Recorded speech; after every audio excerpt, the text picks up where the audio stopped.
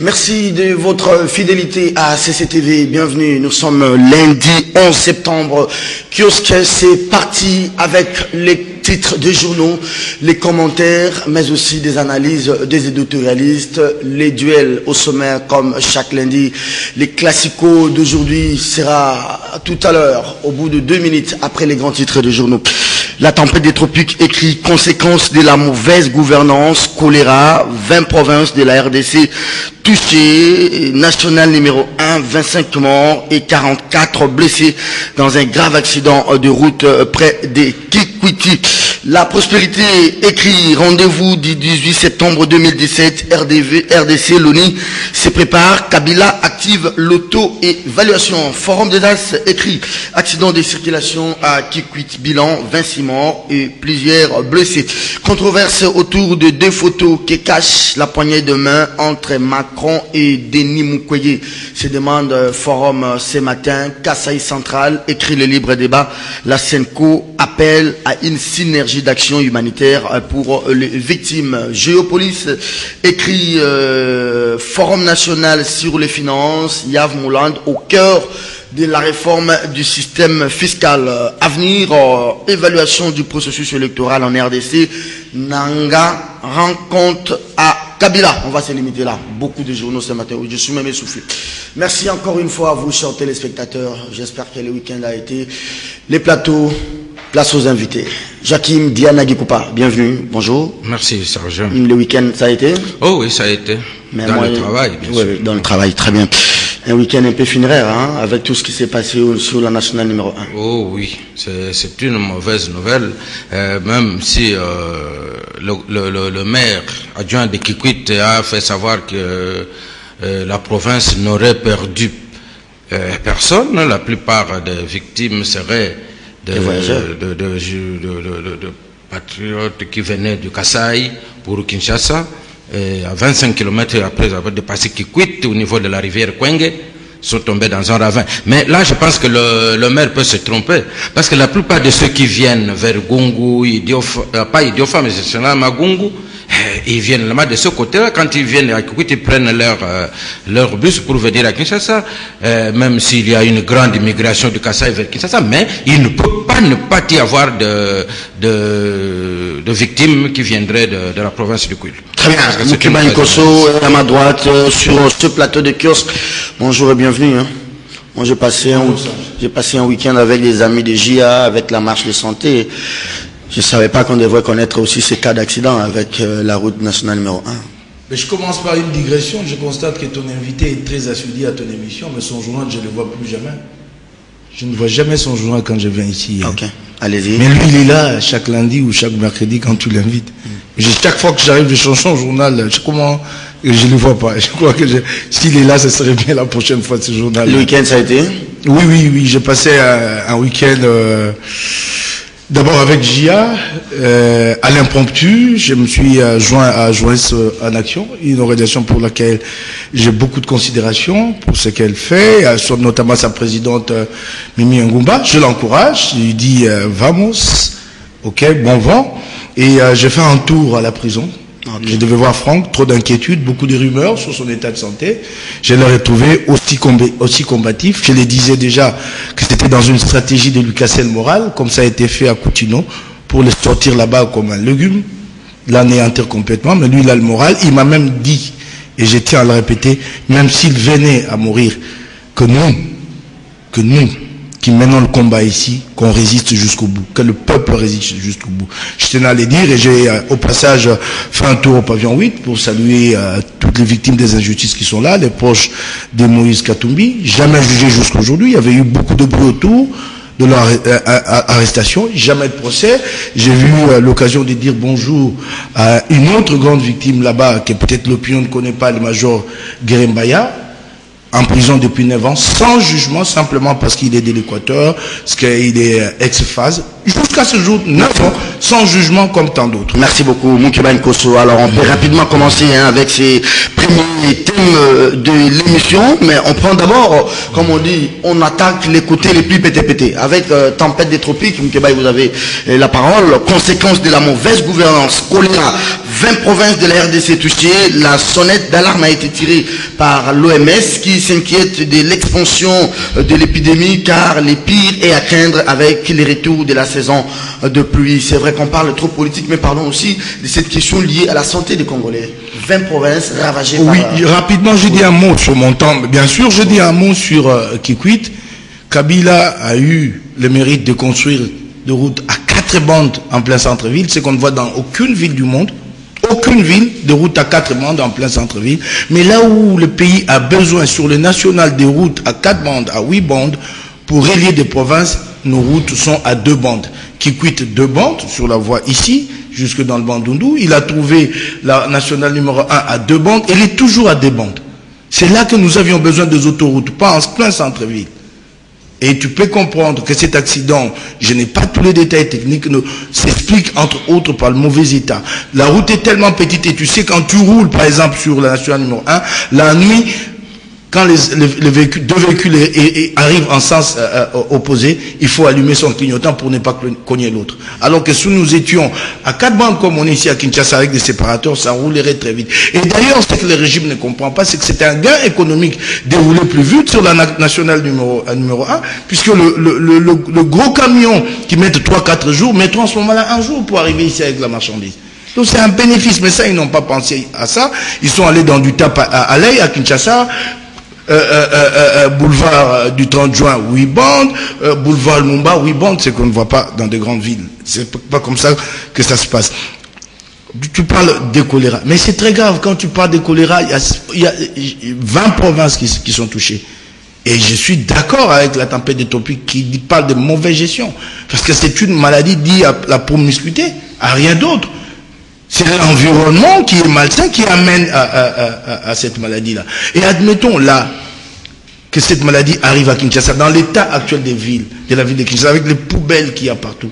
Tu peux t'imaginer combien de dégâts ça va causer ici. Donc ça veut dire que la maladie va trouver des foyers dans lesquels elle va s'infiltrer et se propager dans toute la ville à la fois. Et la meilleure, si tu ne le sais pas, lors de la cérémonie incantatoire, ce qu'on nous livre ici par les officiels, les léopards jouent, c'est une parenthèse que j'ouvre, on nous livre une cérémonie incantatoire avec immolation de moutons, dont on nous dit aux enfants les pratiques fétichistes portent, elles payent, pratique incantatoire, et puis on dit, on passe à la réconciliation, on se lave les mains, et puis on va demander pardon. Kimbuta prend la parole, authentique se dit, Bakinois, Bolimbisanga, pour la immondice. Donc il reconnaît qu'il nous met dans des conditions. Oui.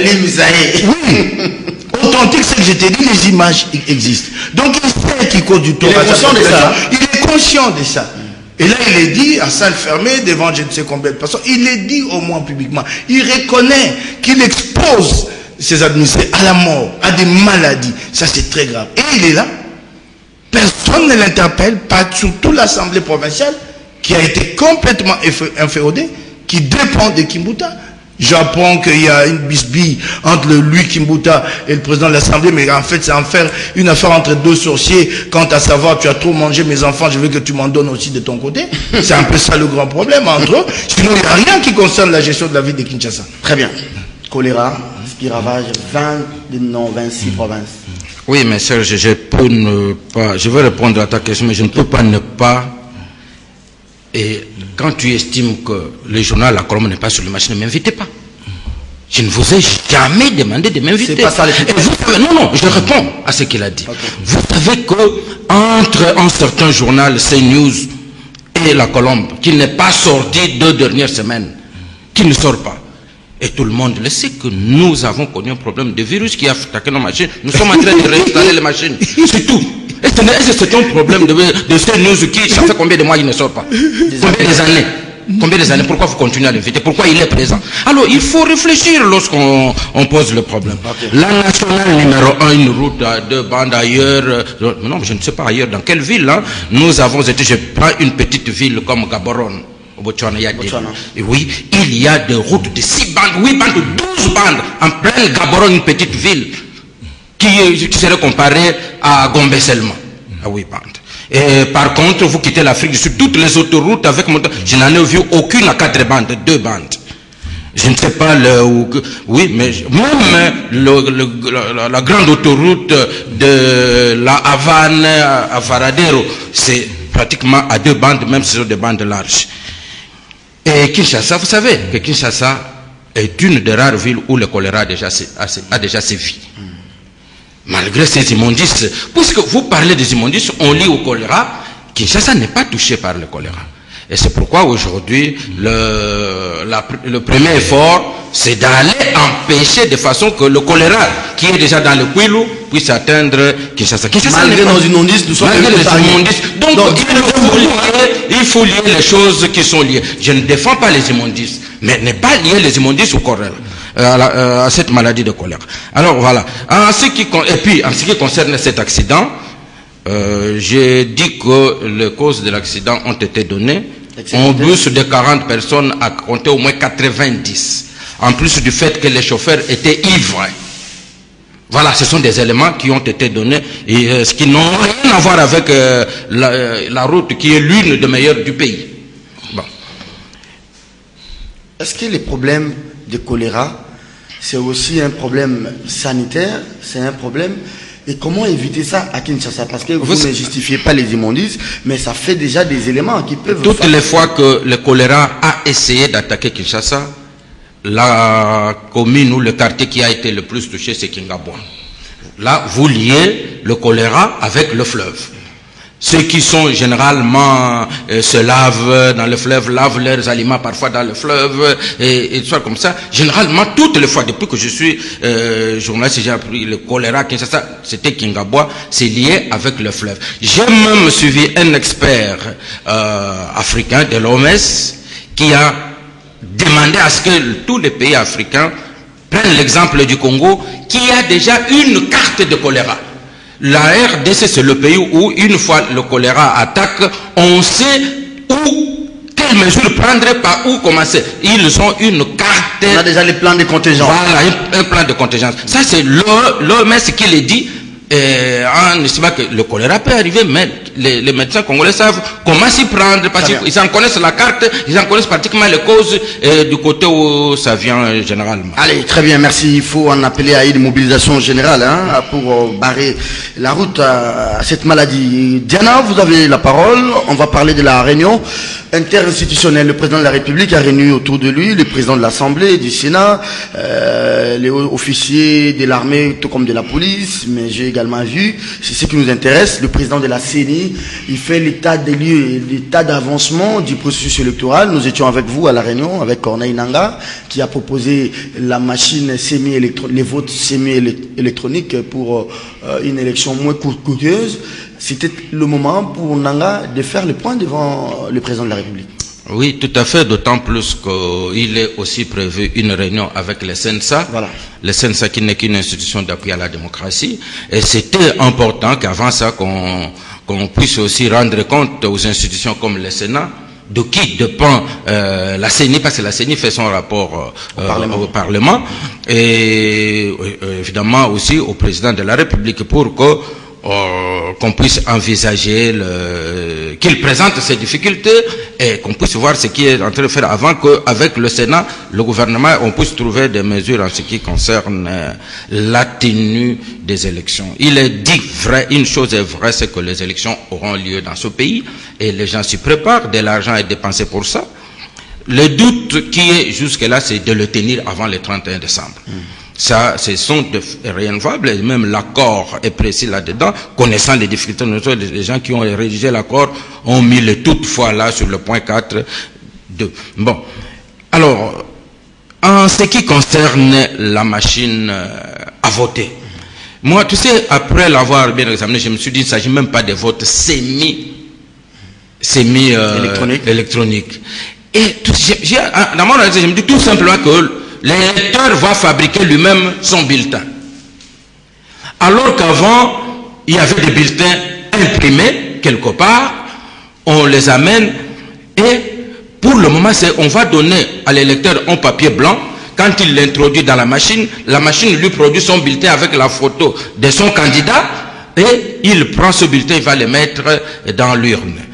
Et parmi les avantages, il y en a un que la CENI elle-même n'a pas cité, c'est le fait de décrisper la situation autour du bulletin de vote.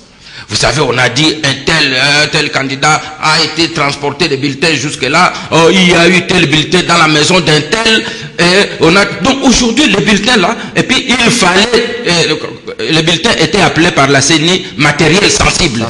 Qu'il faut importé à un seul moment sous une escorte policière, qu'il faut déployer 2 jours avant, ce qui nécessite de frais supplémentaires. Mais aujourd'hui, le bulletin peut même être transporté comme tous les autres matériels bien avant, afin qu'il y ait suffisamment de temps pour le déployer dans tous les bulletins de vote. C'est le plus grand avantage que moi j'ai trouvé, l'attention autour des bulletins et le déploiement de frais supplémentaires pour déployer les bulletins en dernière minute après avoir tout déployé. Est-ce qu'après cette institutionnelle, la CENI va pouvoir nous publier les calendriers? Je pense que la publication du calendrier ne pas lié à une quelconque institution. C'est en toute indépendance que la CENI élabore son calendrier. Mais la CENI peut prendre des mesures d'en informer la classe politique, notamment les institutions. Je voudrais faire ça en telle date et tout le monde voit tout ce qu'il y a comme possibilité, surtout la mobilisation des moyens, la façon d'assurer la sécurité pour que ces élections aient lieu dans la paix et la sécurité. Je vais revenir à vous sur les difficultés, mais vous pouvez déjà noter les questions. Nous connaissons les difficultés de la CENI. La CENI dit il y a absence, c'est pas moi, juridique. Il faut avoir les cadres juridiques qui régissent l'élection, c'est-à-dire la loi électorale, qui doit être révisée d'ici là. Mais deuxième chose, si je suivais Ramazan Chadari, le vice-premier à l'intérieur, il dit également les problèmes du financement. On ne dit pas assez. La CENI a besoin d'argent pour lancer des opérations au Kasaï. Et si ça bloque, l'une des raisons, même si on ne veut pas le dire, c'est le financement. Le gouvernement ne sait pas donner des moyens là-dessus. Vous pouvez réfléchir sur ça et quand je reviendrai à vous, Moukeba est bienvenu. Hein?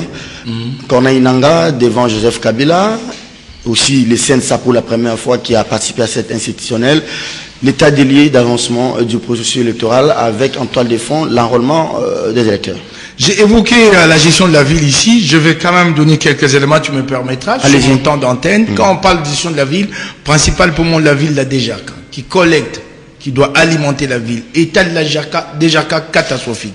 Vous avez un DG de Pakoti qui ne fait rien, un DGA de Pakoti comme je l'ai dit, un DGA qui s'appelle Dido Elembwe. Particularité de cet homme, c'est un révoqué de la DGDA Katanga sur ordonnance présidentielle. Kimbuta le réhabilite à Kinshasa. Tu t'imagines, je l'ai dit ici lundi dernier, le réhabilite à enfin le directeur général adjoint de la DGAK. Pendant que nous parlons ici, l'agence de Lemba a été déguerpie pour non-paiement de loyer. Tu peux t'imaginer que la structure qui collecte l'impôt se retrouve dans une situation où l'une de ces agences est déguerpie. Qui est en fouga. Le personnel impayé depuis 3 mois, les sièges direction générale étaient installés ici en ville à un coût acceptable, les sièges ont été délocalisés pour les environs de la SONAS, dans un immeuble appartenant à la femme d'une autorité, en complicité avec Dido Elembwe, loyer mensuel $30 000, mais payé trimestriellement, donc $80 000 de une affaire entre copains pour s'enrichir. $1 million de vignettes introuvables jusqu'aujourd'hui, Dido Elembwe incapable de donner... Est-ce que l'argent là que vous citez, ça ne peut pas aider à l'évacuation des immondices? Mais je suis en train de te dire quel est l'état de cette DGAK au jour d'aujourd'hui. $1 million parti en fumée de la vignette. Vous allez à la DGAK, vous demandez un audit, on vous dit allez-y, nous avons 4 comptes, Dido Elembwe vous l'a dit, vous arrivez sur place, vous constatez que la DGAK a 36 comptes. Ça c'est l'Assemblée. Une trentaine de comptes fictifs, il y en a même un à la Tembe. Tu arrives à ces comptes, tu présentes ta note, comment ils appellent ça, la note de perception pour payer, on te dit, c'est pas dans ce compte, on te donne un autre numéro dans lequel tu vas cet argent. Alors, ça c'est estampillé Dido et les mots. Je termine par là, qui a créé, il y a des directions invisibles, hein, on appelle cette direction disséminée. À l'Assemblée aussi, il y a des comptes invisibles. 3, 4 sources de revenus dans chaque commune. géré par, c'est un grand prieur dit de Lembe, il est du ministère de la Voie Dewey. Il a pris un frère à lui de l'église, Marcel, qu'il a placé là, à la tête de cette direction fictive. Et tu sais combien de millions de dollars ils vont. Alors, je reviens à cette question. Cette question est fondamentale. J'étais à cette déjeuner de presse. J'entends des gens dire des choses ici, des choses, depuis le milieu de la semaine, depuis que nous avons participé à cette déjeuner de presse, je prends mes responsabilités. Des choses que Nanga n'a pas dites. Quand tu entends Nanga, il n'y a aucune perspective d'avoir des élections. Parlons de cette machine à voter. Ben, machine à voter, d'ailleurs, ce n'est pas machine à coudre, c'est à voter. En fait, c'est pour éviter la terminologie vote électronique. Mais maintenant, interrogeons-nous. Commençons d'abord par le début. Nanga dit que nous n'avons pas 1 300 000 dollars. 1 300 000 dollars pour les élections. Ce n'est pas son problème à lui. L'argent, c'est pas lui qui mobilise et qui finance. Et quand il parle d'1 300 000 dollars, 1 300 000 de dollars, ça c'est un discours de politique. Parce que les élections vont être organisées de manière séquentielle. Nous n'avons pas besoin d'1 300 000 dollars en une fois. Première séquence présidentielle et législative. Il y a déjà des étapes qui ont été effectuées. Enrôlement, ainsi de suite. Le total, c'était combien? 560 millions de dollars pour avoir ces élections. Il doit nous dire, il nous reste combien? Nous avons maintenant combien d'argent? Besoin de combien d'argent pour terminer cette première séquence? Nous dire aussi combien avons-nous déjà dépensé. Il travaille au jour le jour pour Kabila, développe un discours en conséquence. Sur l'argent, d'abord. Donc, ce n'est pas son problème et c'est mal présenté. Et si nous en sommes à parler d'1 300 millions de dollars, ce n'est pas par notre faute, c'est parce qu'il y a eu un homme appelé Joseph Kabila qui n'a pas organisé le moindre scrutin depuis 2012. Donc, nous, maintenant, on nous demande quoi? De dire à Kabila, merci pour tes turpitudes. Donc, Kabila s'est prévaut de ses turpitudes et nous lui donnons la prime à l'échec. Ce n'est pas comme ça que ça se passe dans une république. Kabila doit tirer les conséquences de son échec de n'avoir pas donné aux Congolais des élections dans les délais. Allons maintenant à cette machine, fameuse machine. Ok, il dit ceci. Les procédés avec le grand bulletin coûtaient plus cher. Ces procédés ici coûtent moins cher. Mais donne-nous le prix. Quand la question est posée à Nanga, quant à savoir combien coûte cette machine, le prix unitaire, il ne connaît même pas le prix. Mais il dit que c'est un projet qui date depuis 2013. Que Moulunda, pardon, lui a laissé. Un projet qui date depuis 2013, tu n'en connais pas le prix. Un aspect. Un autre aspect, il dit je suis engagé en procédure d'urgence pour obtenir maintenant des fonds pour acquérir ces machines. Pourquoi procédure d'urgence? Parce que c'est un projet qui date d'il y a 2013. Pourquoi pas encore procéder à temps à un appel d'offres? Donc tu attends toi-même, tu arrives à la fin, tu dis maintenant nous procédons par procédure d'urgence. Donc c'est voulu, c'est délibéré. Il avait tout le temps depuis qu'il est là. Pourquoi n'a-t-il pas évoqué ce projet quand il est passé devant le dialogueur? Il n'en a pas parlé. Et au jour d'aujourd'hui, il veut nous mettre devant un fait accompli pour nous dire qu'il nous reste très peu de temps. Mais ce qui est plus fondamental et plus grave. Terminez par là. Je termine par là. Ce qui est plus fondamental et plus grave, Serge.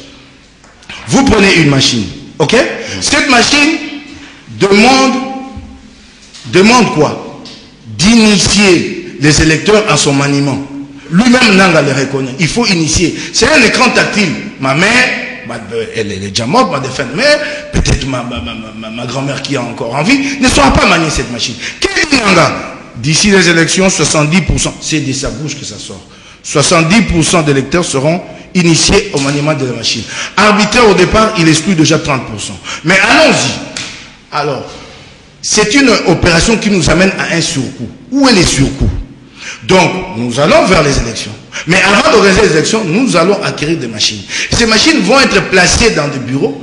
Et nous allons, comme si nous procédions au vote, amener les électeurs dans des bureaux pour qu'ils commencent à apprendre à manier la machine. Et là, on a une période de sensibilisation. Ce n'est pas ça, c'est pas la sensibilisation. C'est pratiquement de la formation. Ça va nous coûter combien de temps et combien d'argent? Aucun chiffre. Voilà la supercherie de Nanga. En fait, je me suis retrouvé devant un charlatan qui travaille pour une cause politique, plutôt que le président de la CENI.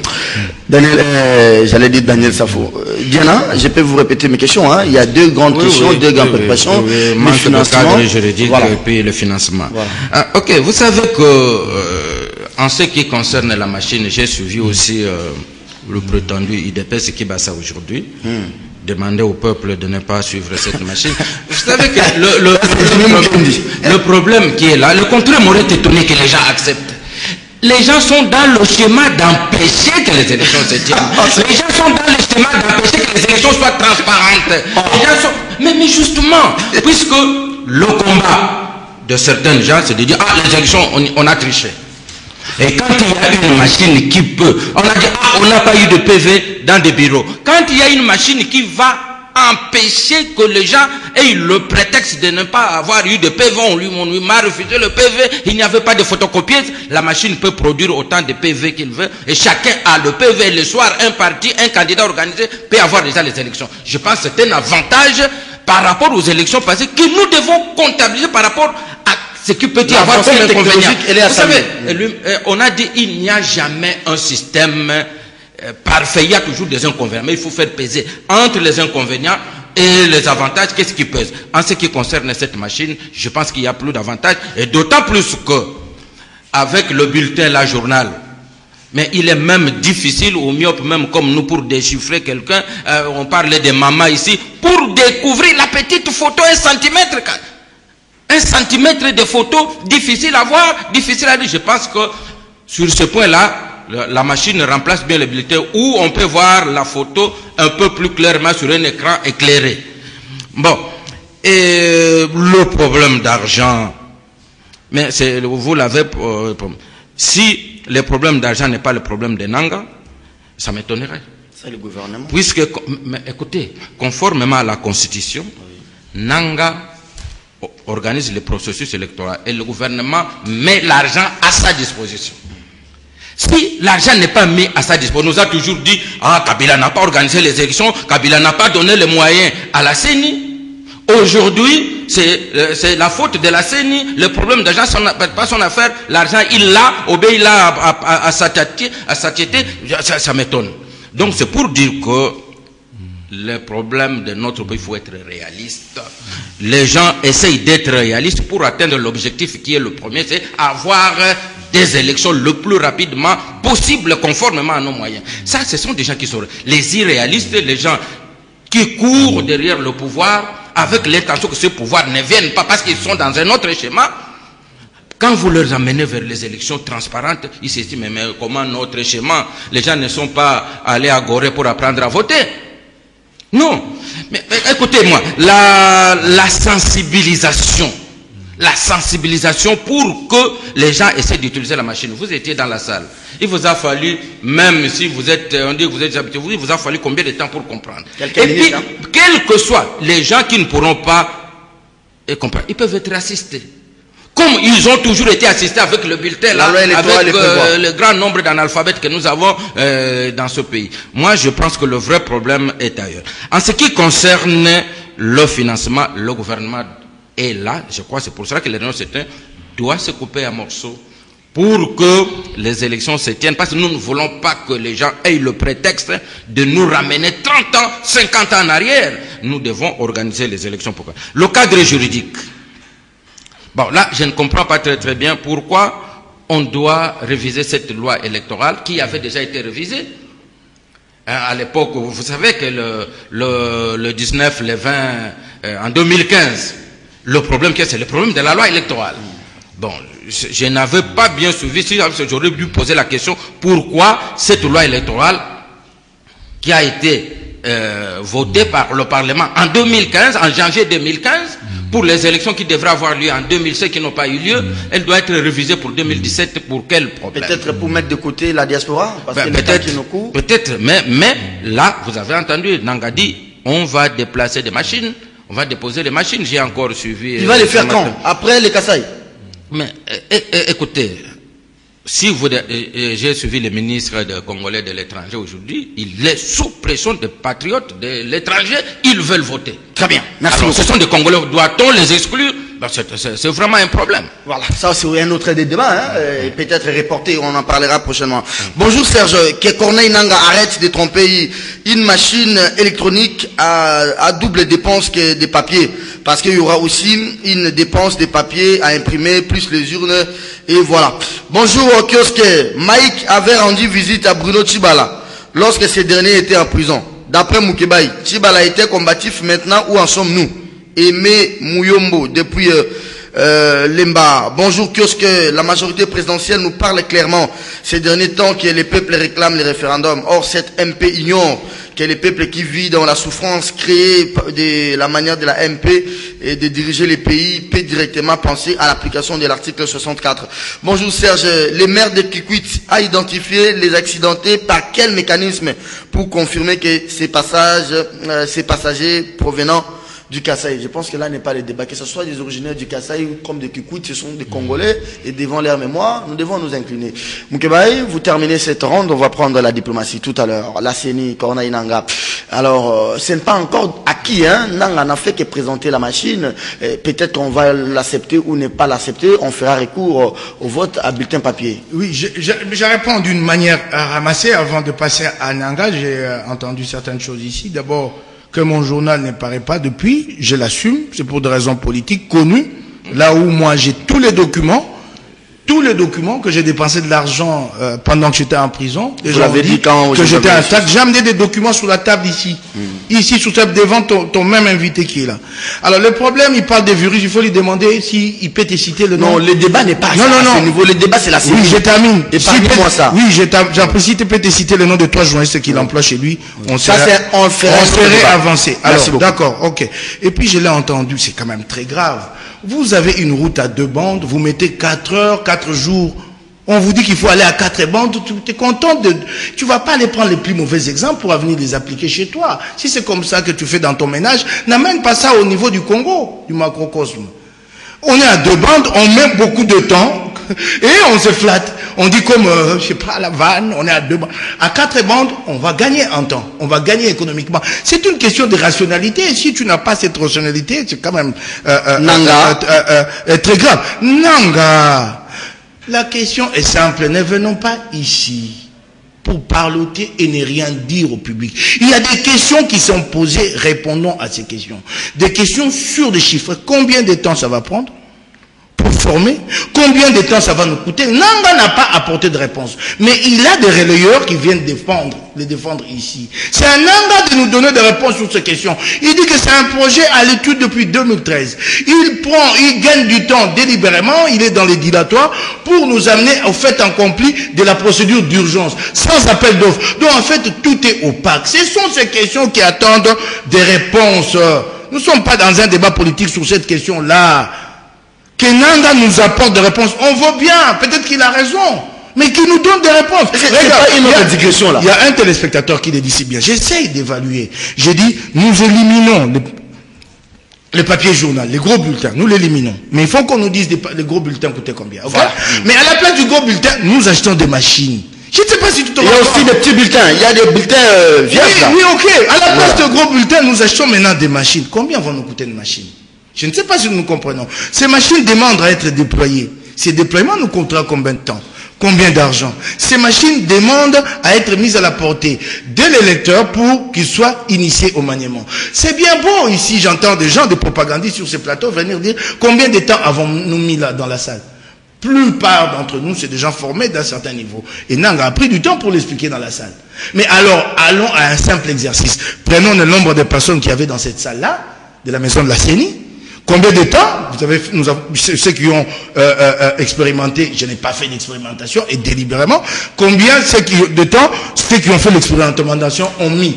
Et essayons maintenant de voir à l'échelle nationale, ça fera combien de temps? C'est ça l'intelligence, et non de proclamations sur ce plateau. Très bien, merci beaucoup, Mkebaï. On va chuter avec la diplomatie. Joseph Kabila a annoncé à l'Élysée l'Assemblée Générale des Nations Unies, mais aussi en marge de cette Assemblée, le Conseil de sécurité va se réunir. La question du Congo sera en ligne de mire de cette rencontre, peut-être pour évaluer les processus, évaluer l'accord, mais éventuellement prendre une autre résolution un peu plus contraignante pour booster les processus électoraux. Moukebaï, on peut ramasser toutes ces questions, on en fait un tout. Hein. Je vais te dire quelque chose. Je l'entends et je l'ai entendu qu'il y en a qui ne veulent pas des élections. Y en a-t-il une seule qui a été organisée? Non. Quand vous n'avez pas assumé votre charge, reconnaissez-les, soyez modestes. Pour organiser les élections, il n'y a aucune loi qui dit que Kabila va demander l'avis des opposants. S'il voulait bien les organiser, il les aurait organisés. Parce qu'en 2011, il les a organisés. Il les a organisés, il n'a pas demandé l'avis des opposants. Aucun scrutin n'a été organisé et on en est là. C'est d'ailleurs une grande responsabilité que Kabila devait assumer et demander pardon à son peuple. Et à la limite, tirer les conséquences et démissionner. Il a failli à une mission constitutionnelle. La constitution est autant contraignante que les codes pénals. Ça, c'est une chose que les uns et les autres doivent mettre dans la tête. Quand j'entends Nanga, lors du déjeuner de presse, aucune perspective des élections. Aucune. Comme ici, j'ai entendu des balbutiements, mais rien pour dire que les élections seront organisées à telle date. Le calendrier n'est qu'un enchaînement d'opérations. Ça ne demande pas à Nanga de l'alchimie pour nous le présenter. Qu'il nous donne l'enchaînement d'opérations, même si ça va prendre 2 ans. Qu'il sorte cet enchaînement d'opérations. Il n'y a aucune perspective. Personne ne veut des élections dans ce camp-là. La preuve, elles n'ont pas été organisées. Les gens cherchent un pouvoir ad vitam aeternam. Comment l'obtenir? Il faut l'obtenir dans l'usure. On prend du temps, l'opposition finira par s'essouffler, et alors on sortira, je ne sais pas, la carte du suffrage indirect à la présidentielle, la carte du bien des schémas. Le problème d'ailleurs dans leur camp, c'est qu'ils n'ont pas de ligne. C'est ça qui est dramatique. Kabila maintenant, vous, il fait parce qu'il fait le déplacement avec le même discours. Oui, mais ce qui est grave, c'est que nous apprenons ce matin, peut-être que tu ne le sais pas, c'est confirmé. Au jour d'aujourd'hui, ils sont en train, les régimes négocient de vendre des blocs pétroliers dans l'Ituri à Total pour obtenir un assouplissement de la position de la France. Voilà ce que les gens font de bien du pays. Et tu peux être sûr qu'ils vont brader ces 2 blocs pétroliers. Et c'est dans ce cadre que ce déplacement de Paris est prévu. Et qui est au centre? Antoine Gonda, qui s'est installé pratiquement à Luanda, dans la grande maison Total à Luanda, pour négocier cette affaire.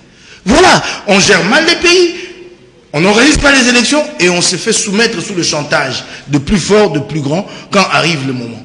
On dit, bon, je vous cède ceci, à vil prix pour que vous me laissiez au pouvoir. Voilà ce qui va arriver au Congo. Donc nous allons céder 2 blocs pétroliers dans l'Ituri à vil prix pour la satisfaction d'un individu. Pouvoir ad vitam aeternam. Et c'est ce qui est en train de se négocier. Au jour d'aujourd'hui, et je peux te le confirmer à 100%. Conclu. Reste à savoir les autres pressions qui vont venir de l'autre côté, qui peuvent faire changer cette donne. Parce que des pressions, il y en aura depuis 48 heures de gens travaillent pour faire échouer ces projets. Ces projets macabres, funestes pour détruire le Congo. Et ça va s'arrêter. Diana? Oui, mais écoutez... Kabila à l'Élysée. Oui, j'en arrive. Conseil de sécurité. J'en arrive. La machine, le projet date de 2013. C'était un projet sur papier. Il a fallu... D'ailleurs, le projet n'était pas sur la fabrication de la machine. Lorsque le projet était en c'est question de logiciel qu'il fallait produire. Ce logiciel, il est là.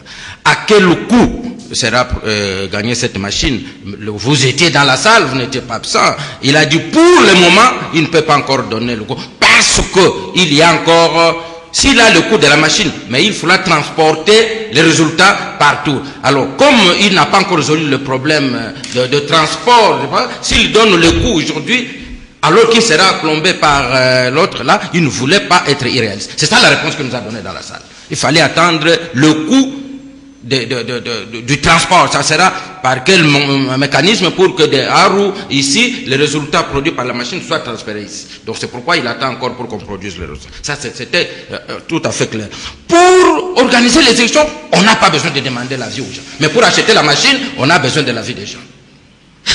Et quand les gens émettent leurs avis, on doit les passer outre.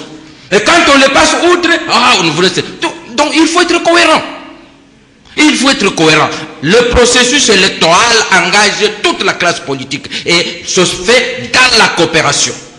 Et c'est pour cela qu'on est allé au dialogue. Et le dialogue, c'est pour que les gens se mettent ensemble. C'est un dialogue pour donner les options. Mais on en a fait un dialogue de la conquête de pouvoir. À tel point aujourd'hui, ceux qui estiment aujourd'hui l'accord n'a pas été parce qu'ils n'ont pas conquis le pouvoir. Donc l'accord est bafoué. Donc c'est ça on a détourné le dialogue de son sens. C'était pour organiser les élections. Joseph Kabila, alors, à l'Élysée, pour brader les blocs pétroliers, comme Moukeba il dit, ou bien écoutez, après la rencontre avec Sassou Nguesso. Je vous dis qu'il y a des années que nous avions le problème du plateau continental. Avec l'Angola. Le Congo n'existe, il a fallu attendre ce régime pour qu'on sache que ce plateau continental nous appartenait. Et ce n'est pas cet homme-là qui peut brader un plateau. Cette histoire, c'est depuis longtemps, que ce soit à Nitour, que ce soit au Graben, ce n'est pas le gouvernement qui... C'est la communauté internationale avec une certaine opposition, avec certaines ONG qui pensent que le bien-être des Congolais est plus important. De Montego Bay, des experts sont venus, je ne sais même pas s'il est informé, ton invité sur ce dossier. Nous avons amené ce dossier aux Nations Unies depuis. Qu'est-ce qu'il y a eu d'avancé? Zéro. Zéro. Pourquoi il y a eu zéro? Parce qu'il y a eu un échange illicite aux grandes dames des Congolais. La présence du contingent angolais ici a obtenu en échange de fermer les yeux sur notre pétrole au littoral. C'est cela la réalité. Quelle avancée il y a eu depuis? Nous avons pris une initiative aux Nations Unies. L'Angola a opposé un veto, puis nous n'en avons plus parlé. Nous n'en avons plus parlé. Tu as déjà entendu des dirigeants, même dans les débats publics ici, revendiquer notre pétrole au littoral? Personne. Tu as déjà entendu Kabila dans ses discours évoquer ce pétrole-là? Il n'en parle pas. C'est des milliards de dollars que nous perdons. Vous, quand vous étiez en France, là, vous avez été pour brander quoi? Je vais te répondre.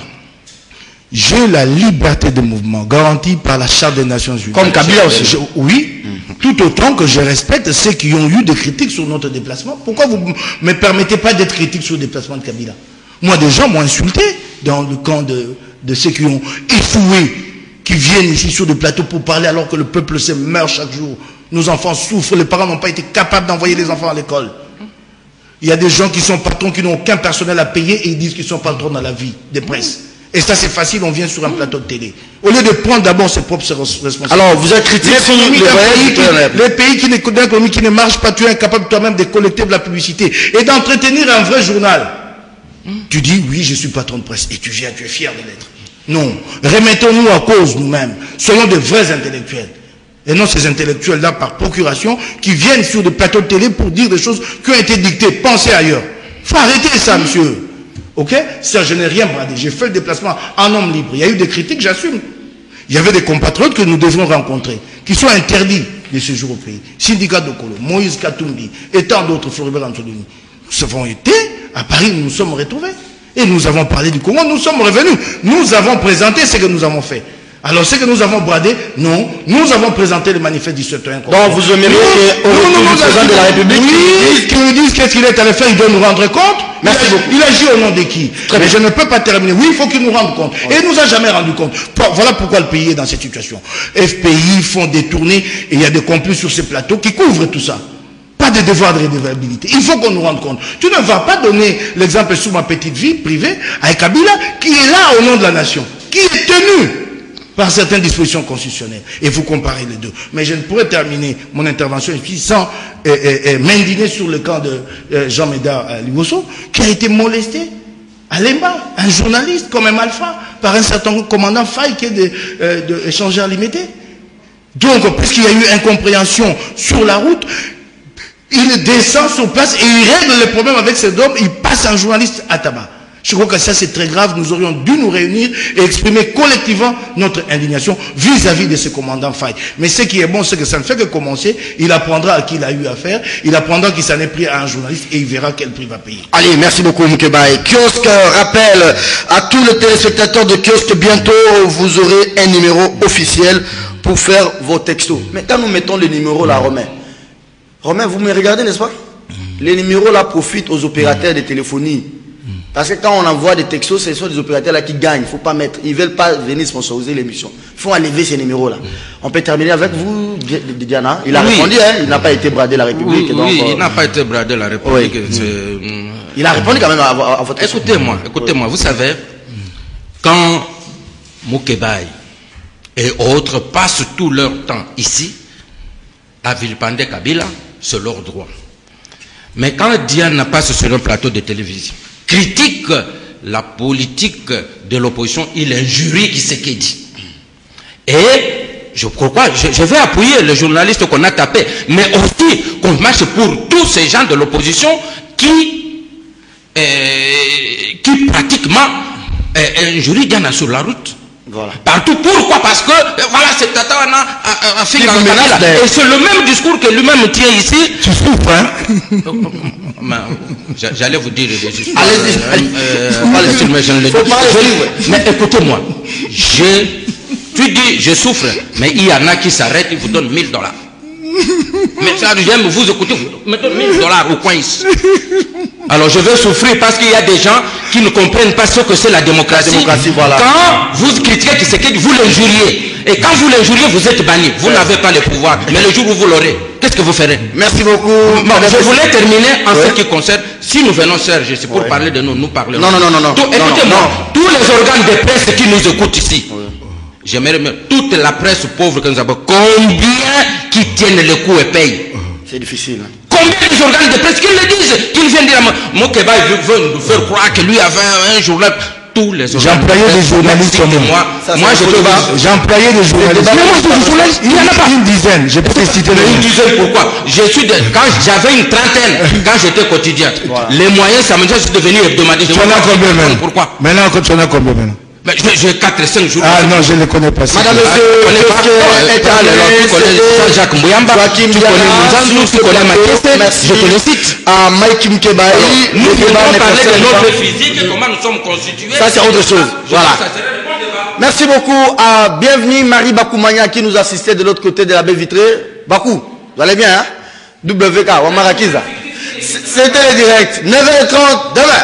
Avec le même plaisir. Fair play. Vous allez vous saluer.